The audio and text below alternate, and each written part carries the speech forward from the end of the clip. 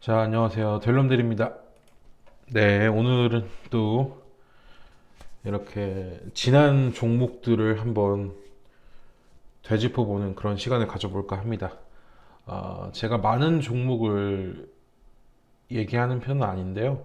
그러다 보니까 한번 이런 기회를 또 가지는 것도 괜찮을 것 같습니다. 또 제가 지향하는 것 중에 하나가 단타라든가 쉽게 말해서 단기 수급으로 확 올랐다가 확 내려가는 그런 걸 좀 싫어해요. 네, 그래서 정말로 시간이 어느 정도 지나서도 그런 추세라든가 가격들이 유지되고 있는지 이런 걸 또 살펴보는 시간이 필요하지 않을까 생각해서 오늘은 짧게 영상을 준비했습니다. 네, 구독과 좋아요는 사랑이라고 합니다. 자, 우리 SPC 얘기를 좀 할게요. 포켓몬빵 SPC 삼립 주가 분석 영상도 있습니다. 네, 작년 제가 12월 14일 날 올렸어요. 그때도 뭐 글로 적어놨지만 불매운동이 강요되어서는 안 된다라는 말씀을 드리고 싶다고 했습니다. 이건 SPC가 잘했다는 게 아니라 저는 기본적으로 조금 불매운동을 좋아하지 않습니다. 불매운동을 하는 사람들은 당연히 해야죠. 자기 권리니까요. 자기가 하고 싶은 대로 하는 거니까요. 그렇지만 불매운동을 하지 않은 사람들이 욕을 먹어서도 안 된다고 생각합니다. 이건 뭐 비단 뭐 SPC 문제뿐만 아니고요. 그리고 당연히 안전한 대한민국을 위해서 SPC는 더 노력을 해야 됩니다. 구조상의 이유로 큰 폭의 하락이 없을 거라고 예언했으며 지금도 동일함. 네. 12월 15일 날, 14일 날 제가 말씀을 드렸고요. 71,500원이고 지금 주가는 71,500원입니다. 네. 2월 7일 기준입니다. 네, 71,500원. 그대로입니다. 제가 말씀을 드린 것처럼 SPC 같은 경우에는 B2B가 굉장히 크고요. 물론 B2C 중에 케이크 판매라든가 이런 부분도 영향이 있습니다. 그러나 여전히 제 예측대로 SPC는 브랜드 파워를 가지고 있고 쉽게 SPC의 이런 B2B 사업을 대체할 수 있을 만한 그런 기업이었기 때문에 주가는 큰 변동이 없을 거라고 말씀을 드렸습니다. 지금 약 두 달 정도, 두 달이 안 됐죠. 지났는데 아직까지는 그대로입니다. 뭐 많은 분들은 SPC가 믿기 때문에 더 내려갔으면 좋겠다고 말씀을 하고 있지만 제 생각에는 크게 내려가지 않을 겁니다. 네. 그렇기 때문에 이러한 이번 지난번 같이 비극적인 사건이 일어났을 때 무조건 런해야 된다, 무조건 바닥을 친다라고 말하는 사람들은 그것도 잘못되었다고 제가 말씀을 드리고 싶습니다. 다음으로 2023년 호구 모집 종목이라면서 제가 마켓컬리와 오아시스 마켓을 저격 아닌 저격을 했습니다. 자, 사실 투자해서는 안 된다는 메시지를 담고 있습니다. 라고 투자해도 될까라는 제목으로 영상을 올렸죠. 둘 다 좋아하는 브랜드입니다. 하지만 주식 투자는 좋아하는 브랜드에 무조건 투자해서는 안 되기 때문에 투자해서는 안 된다라는 제목으로 유튜브와 네이버 TV를 올렸던 기억이 납니다. 그리고 지금 볼게요. 마켓컬리 상장 철회했죠. 마켓컬리 같은 경우에는 장외 시장에서 반토막에 났어요, 가치가. 그렇기 때문에 마켓컬리 입장에서도 지금 굉장히 많은 돈을 끌어들였어요. 사실 마켓컬리가 지금 굉장히 급할 겁니다. 제니라든가 최근에 뭐 마켓컬리 뷰티를 또 시작했는데 그게 쉽지 않아요. 왜냐면 화장품 업계라는 게 그렇게 쉽게 뚫을 수가 없거든요. 화장품이라든가 이런 뭐 고급 브랜드들 뚫기 어려울 겁니다. 지금 실제로 마켓컬리에 들어가 보시면 제가 안 그래도 조말론이라든가 다른 제품들을 좀 사려고 했더니 제가 좋아하는 향이 없더라고요. 해외 병행 수입으로 가져오고 있는데 뭐 좀 다른 얘기를 살 뻔했는데 어쨌든 간에 마켓컬리 같은 경우에는 지금 급하기 때문에 이것저것 좀 벌리고 있긴 한데 제가 볼 때는 제대로 된 가치를 인정받을 시기는 좀 지난 것 같습니다. 상장을 철회했습니다. 뭐 잭을 보고 철회한 건 아닐 것 같고요. 자, 오아시스 마켓 같은 경우에는 코스닥 상장을 합니다. 강행을 하겠대요. 마켓 관리보다는 상황이 낫습니다. 그건 맞습니다. 하지만 오아시스 마켓 같은 경우는 워낙 규모가 적기 때문에 제가 볼 때는 뭐 중소기업에서 견은 좀 어렵고요. 중소 정도로 생각을 하고 있습니다. 사실 오아시스 마켓은 경쟁력이나 인지도가 좀 많이 떨어집니다. 코스닥 상장을 하게 되면 어떤 사람들이 또 이제 펌핑을 시킬 건데 본연 그 오아시스 마켓의 가치를 여러분이 한번 고민을 해보시길 바랍니다. 저라면 오아시스 마켓은 뭐 단타로 들어가는 건 괜찮을 건데 오아시스 마켓 역시 이제 기존 주주들이라든가 투자자들이 있기 때문에 상당한 물량이 또 출회될 것으로 예상을 하고 있습니다. 네, 뭐 일단 마켓 컬리가 상장 철회를 한 게 굉장히 저한테는 인상적이었습니다. 자, 그 다음에 아난티죠, 아난티. 제가 2022년 11월 25일자로 추천을 했네요. 6,270원이고요. 네, 아난티는 대북 경협주로 엮여 있기 때문에 사실은 대북 경협주가 아닌데 아난티 같은 경우에는 북한에 있는 그런 건물이라든가 리조트를 다 처분한 상태입니다. 손해를 보고요. 그리고 아난티 스파라든가 아난티 뭐 이런 회원권, 골프장, 네, 그리고 호텔에 투자를 했습니다. 아난티 같은 경우에는 매출이 나오고 영업이익이 높기 때문에 제가 볼 때는 상당히 저평가였다고 말씀을 드렸습니다. 거의 바닥에 제가 드렸네요. 지금 보니까 나름대로 잘 한 것 같습니다. 그리고 지금 현재는 7,740원이고요. 1차 목표가를 돌파했고 2차 목표가를 목전에 두고 있습니다. 3차 목표가, 4차 최종 목표가까지는 좀 시간이 걸릴 것으로 예상은 되지만 다행스럽게도 뭐 11월 25일 날 추천하고 네, 이렇게 잘 가는 모습을 보여주고 있습니다. 다음 종목은 제 추천주는 아닙니다. 이거는 여러분 아시겠지만 저를 오래 보시는 분들은 아시겠지만 제 추천주 절대 아닙니다. 다시 한번 말씀드립니다. 제 추천주였던 종목이 아닙니다. 네, 이거는 설거지 나왔던 종목이고요. 제가 10월 20일 날 사실은 그 전에도 이제 도망치라고 경고를 했었어요. 경고를 몇 번 했었는데 아마 이때쯤 제가 경고를 했던 걸로 기억이 납니다. 3,000원 초반 2,000원대에서 그리고 언쟁도 있었고 논쟁도 있었지만 어쨌든 간에 저는 뭐 철저하게 계산된 그런 작전주였다고 다시 한번 말씀을 드리고 싶습니다. 철저하게 계산되었던 종목입니다.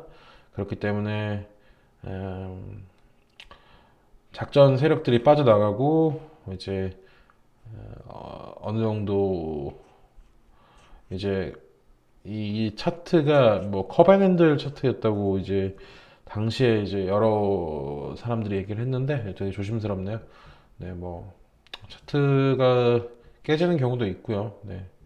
이제는 좀 시간이 지나서 제가 그때는 좀 많이 이런 작전주를 짜고 홍보했던 사람들에 대해서 굉장히 화를 많이 냈는데 좀 시간이 지나서 덤덤합니다. 뭐 남아 계시는 분들이 혹시 계실지 아니면 기존 주주분들이 계실지는 모르겠지만 이 종목 같은 경우에는 현재 이렇게 설거지가 나온 다음에 이런 종목들은 되게 위험하거든요. 사실 위험하기 때문에 이런 종목들은 제가 추천을 하지 않고 다루지도 않는 겁니다. 저도 당시에 이 종목을 우연히 좀 봤어요. 이렇게 올라가고 있을 때. 그래서 굉장히, 잘 올라가고 있다. 그런데 조금 위험하다라고 생각을 했었는데, 한순간에 패대기를 쳐서 아마도 많은 분들이 손절을 하지 않았나라고 생각을 합니다. 그럼에도 불구하고 그 뒤에도 제가 후속 영상으로 몇 번을 남기긴 했는데, 아, 흐름이 좋지 않아요. 흐름이 좋지 않고, 수급이 일단 좋지 않습니다.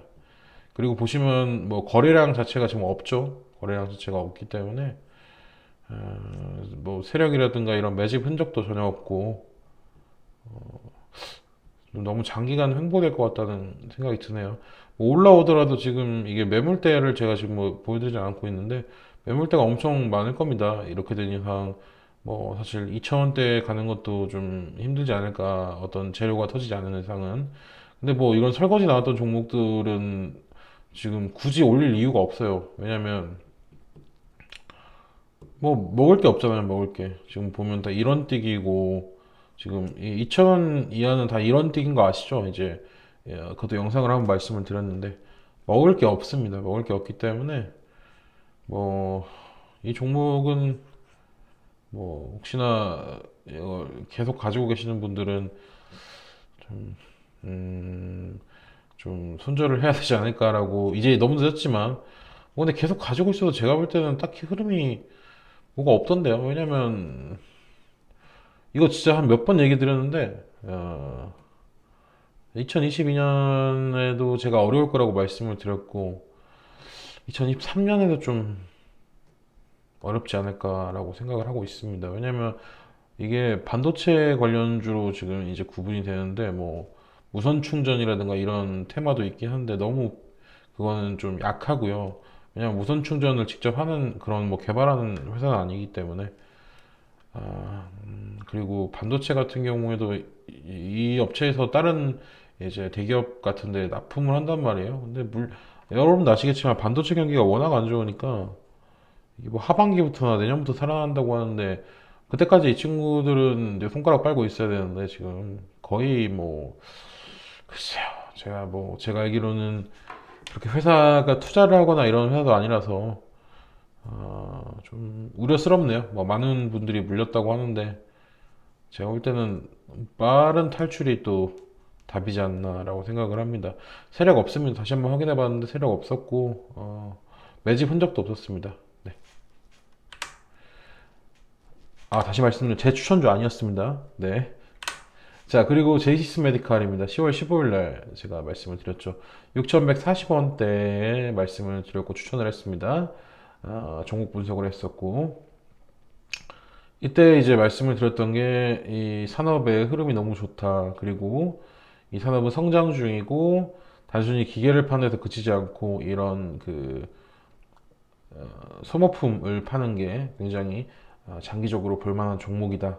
그리고 외국인들이 수급을 주도하고 있다. 더 올라갈 것이다. 계속 봐도 좋다라고 말씀을 드렸던 기억이 납니다.